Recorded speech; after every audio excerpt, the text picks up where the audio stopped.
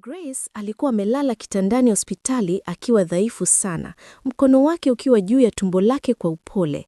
Daniel alikuwa amekaa pembeni yake, akimwangalia kwa makini kana kwamba maisha yake yote yalitegemea pumzi ya Grace. Daniel, Grace aliita kwa sauti ya chini. Nipo hapa, Daniel akajibu kwa upole huku akimshika mkono. Naomba uniahidi hakuna kitakachowapata watoto wetu. Moyo wa Daniel ukabana, lakini akasema, ninaahidi. Ingawa ndani yake hakuwa na uhakika.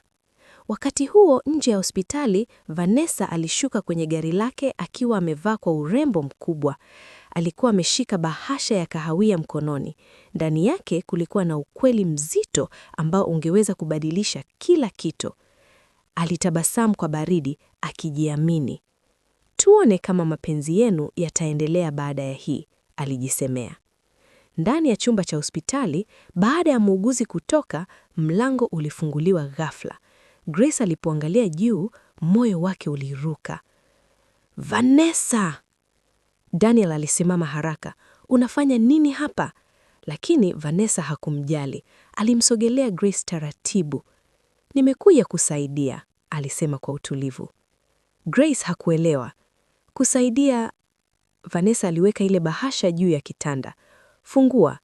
Daniel alijaribu kumzuia, lakini Vanessa akasema kwa ukali, mwache aone. Kwa mikono iliyokuwa ikitetemeka, Grace alifungua bahasha. Akaanza kusoma nyaraka zilizokuwa ndani. Ghafla mwili wake ukaganda, midomo yake ikatetemeka. Hii si kweli, alinong'ona. Daniel alimsogelea. Kuna nini? Grace alimwangalia akiwa na macho yaliyojaa machozi.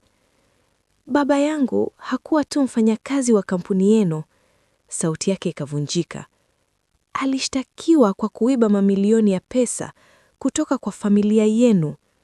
Daniel alishtuka. Nini? Vanessa alisimama kwa kiburi akifurahia kila sekunde. Ndiyo, baba yake Grace alikuwa mwizi, alisema. Grace alitikisa kichwa kwa nguvu.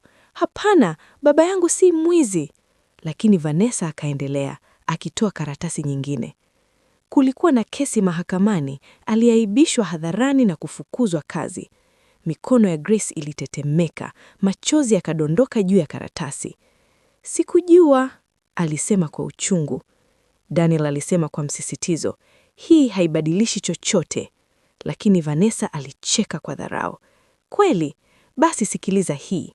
Pesa alizoiba karibu ziharibu kampuni yenu. Baba yako karibu apoteze kila kitu. Chumba kikawa kimya. Grace alimwangalia Daniel kwa hofu. Ni kweli? Daniel alikaa kimya kwa muda. Na ule ukimya ulikuwa jibu. Moyo wa Grace ukavunjika kabisa. Kwa hiyo, baba yangu aliharibu familia yako? Vanessa alikubali kwa kichwa. Ndiyo. Na sasa binti yake amerudi akiwa na mimba ya watoto wako. Bahati nzuri sana, sivyo? Grace alihisi dunia ikimzunguka. Sikujua, na hapa sikujua. Daniel alijaribu kumsogelea, lakini Grace alimzuia. Usinisogelee, alipiga kelele. Machozi yakamtoka mfululizo. Labda hii si sahihi. Daniel akaumia. Unamaanisha nini? Grace akasema kwa sauti ya huzuni. Siwezi kuharibu maisha yako kama baba yangu alivyofanya. Vanessa alitabasamu kwa siri. Mpango wake ulikuwa unafanya kazi. Ghafla, mashine ya kupima mapigo ya moyo ikaanza kutoa sauti kwa kasi. Pip, pip, pip. Grace alishika tumbo lake kwa maumivu makali. Ah, alipiga kelele. Daniel alishtuka. Grace! Wauguzi waliingia haraka na kumtoa Daniel nje. Yuko kwenye msongo mkubwa, tafadhali tokeni nje. Daniel alibaki nje akiwa hana msaada wowote ule. Vanessa akatoka kwa utulivu kana kwamba hakuna kilichotokea.